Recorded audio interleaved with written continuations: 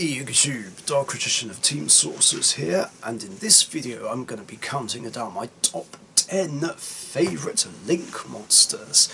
Yeah, this is the last video of the day I'm going to do, so let's end it with the one remaining extra deck summon. So let's kick it off.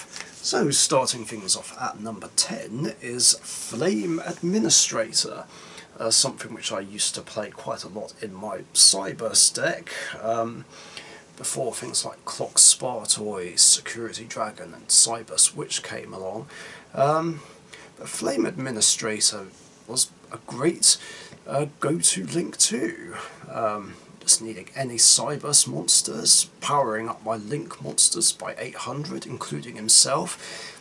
So I generally start off a duel with a 2k beta. I mean, there's nothing wrong with beat sticks. Yeah,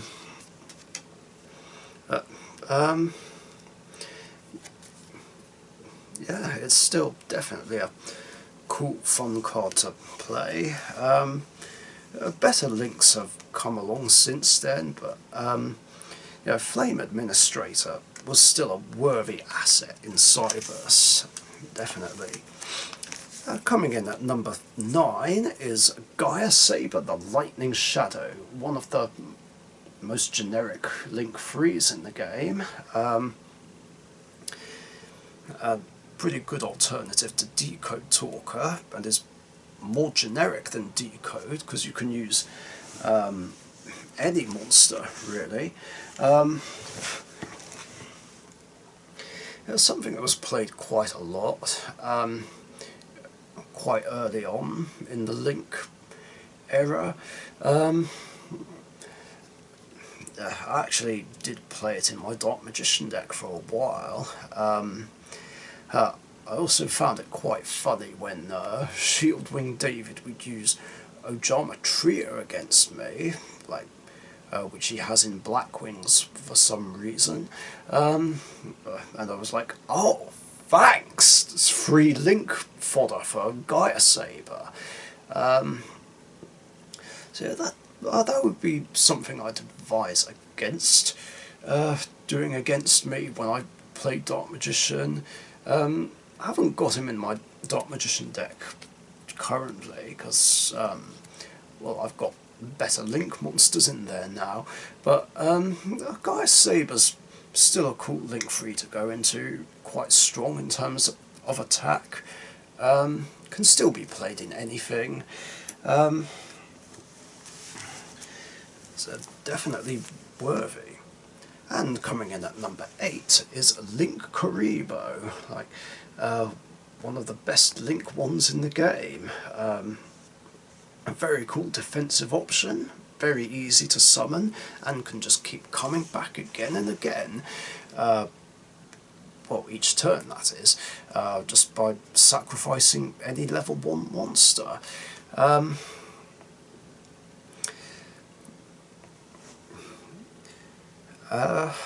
But I just like using it in combination with Scapegoat and Security Dragon, which is generally fun, though.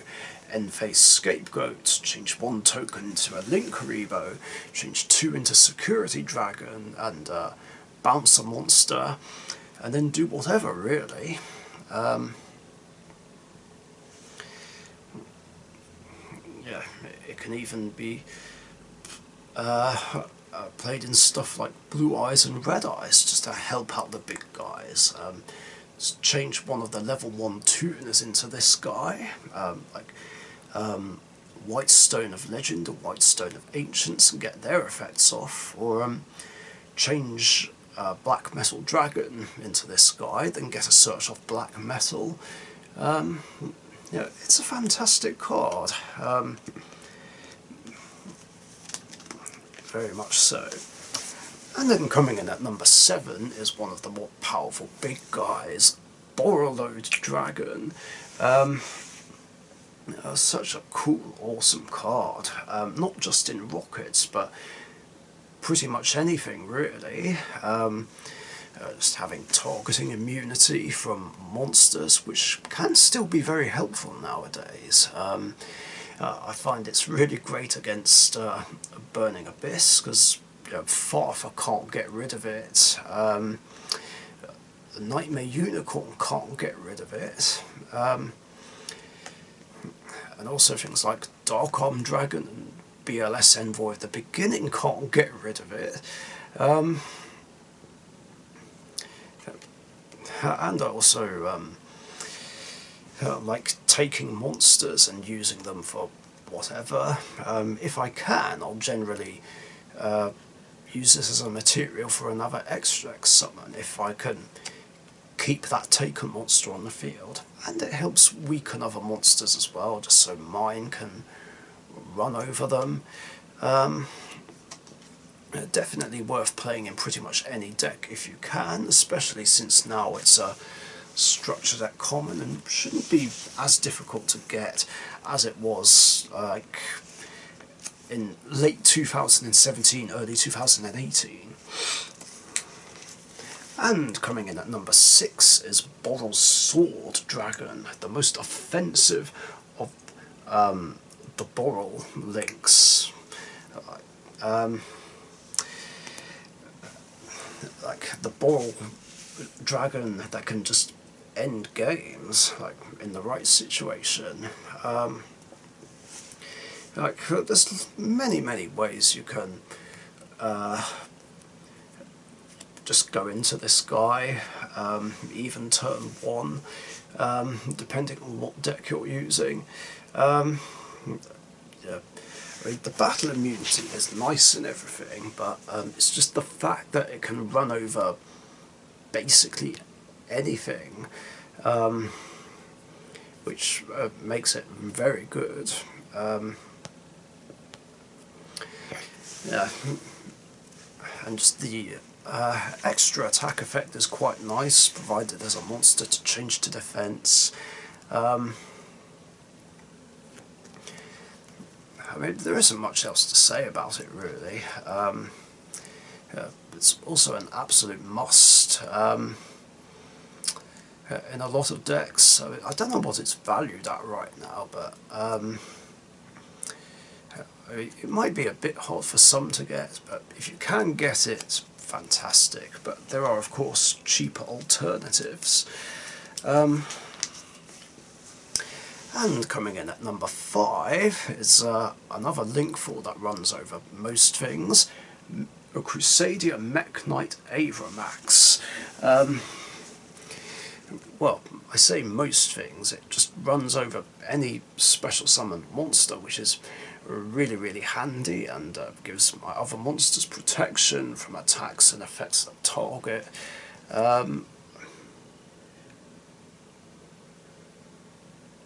That is right, isn't it? Oh, I don't think it... No, it doesn't protect other monsters from being targeted by effects. Yeah, it does have its own targeting immunity, as a link summoned monster, of course. And it has its non-targeting spin when it bites the dust, which is truly great. It has offensive and defensive capabilities. It's generally quite easy to go into, especially in pure Cyburst. Like, it's very easy to make turn 1, you know, with the right hand. And very helpful for running over most things. Well, unless of course I'm facing down a transcode talker with Cynet optimization, in which case the effect to power itself up can't activate, a mistake which somehow I made twice whenever I used my Cyburst deck against Dan's.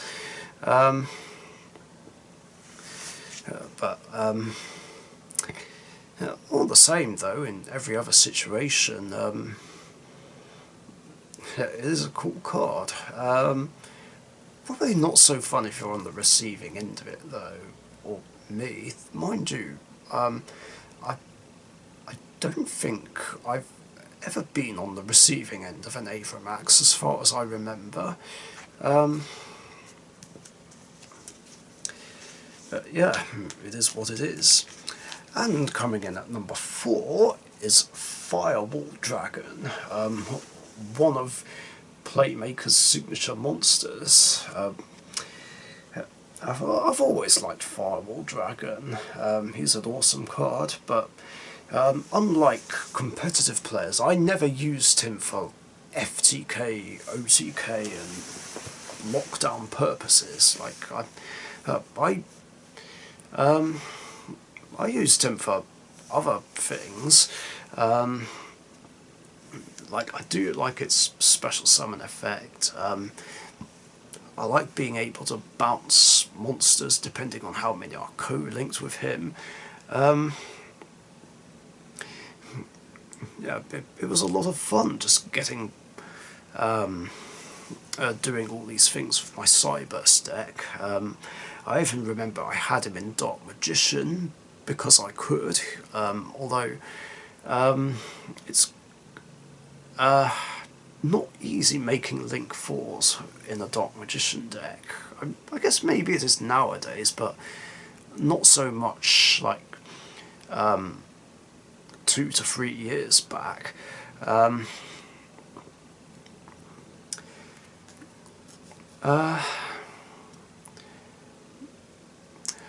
mean, there's not much else to say about it, really. A very fun card to play when I could, even though it was a mission trying to get him. Like, I've opened God knows how many packs of Code of the Duelist, and I just could not get it from a pack. It was so annoying. I got Firewall eventually, well, he was a lot of fun to play, whether it was in Dark Magician or Cyburst. Just easier to play in Cyburst, really.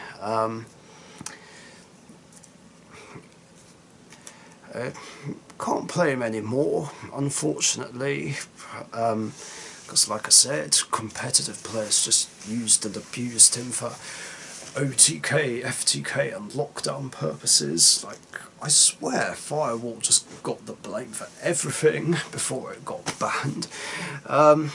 But, you know, its banning is understandable. The topic keeps coming up of whether or not he can come back if the special summon effect gets errated. Maybe, I guess it could if that did happen, but who knows. We'll have to see what the future holds there. And coming in at number 3 is Decode Talker, Playmaker's main ace monster, and the very first Link monster that was revealed, and the first one people played, even though he came out at the same time as Honeybot and Link Spider. I almost forgot the name. Yeah, this was a card basically everyone had. Like, there wasn't many decks that didn't play Decode Talker. I mean, he has been put aside more recently in a lot of decks, but still see some play, even in Cyburst decks or Code Talker decks. I like using him when I can. Yeah, I use him in quite a lot of my decks. He used to be in Dark Magician, not so much nowadays, but I still use him in things like, obviously, Cyburst itself, Magician Girls, Fish. What else do I play it in? No,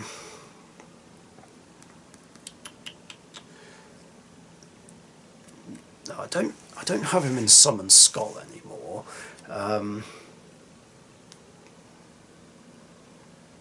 No, I guess that's it. Oh yeah, Toons, I think.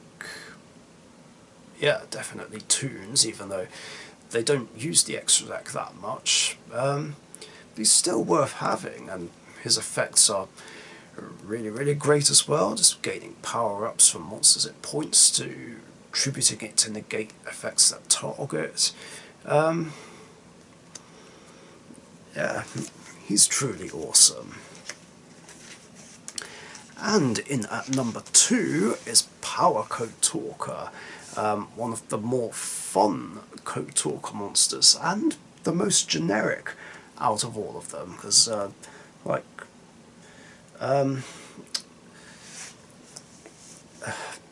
Xcode and Encode need Cyberse monsters, Transcode and Decode need effect monsters. I think Shooting Code needs Cyberses, but this one is different. It just needs 3 monsters. Doesn't say 2+ though. You actually have to use 3 monsters to make him, but it's generally not hard to do. And he's a fun card to play outside of Cyberse decks.